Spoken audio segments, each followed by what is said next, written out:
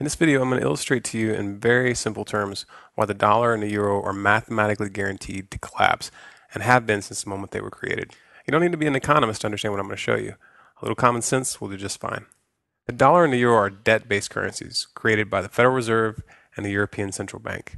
Now, these central banks, while masquerading as public entities, are actually made up of a consortium of the most powerful private banks in the world.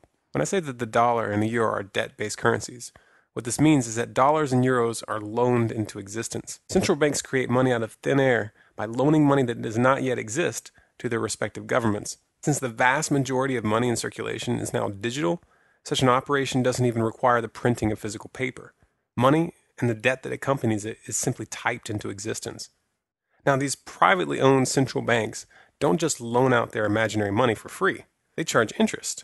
But the money to pay back that interest doesn't yet exist in the system. Since all money is created this way, there's always more total debt plus interest to be paid back than there is money. This forces governments to constantly return to those banks for more loans, which create more money and interest. This is obviously a Ponzi scheme, and like all Ponzi schemes, it can only work for so long. The inevitable result when there's more total debt to be paid due to interest than money in existence is that eventually the debt will reach such astronomical proportions that it will become impossible to service that debt.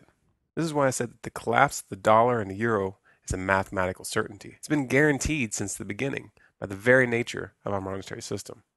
You might ask yourself why anybody in their right mind would set up a system like this that's guaranteed to fail. Well, the answer is simple. For the same reason that any criminal sets up a Ponzi scheme. There's a small group of bankers who get very, very rich at the expense of the public before the system begins to falter. And they use that money to buy up real assets that maintain their value after the currency falls. Sound criminal to you? Well, that's because it is. But you know what? They're going to get away with it if we don't make a concentrated effort right now to educate the public about the true nature of money and the private central banks which are leading us to the slaughter. And if we let them get away with it this time, the next Ponzi scheme is going to be even bigger.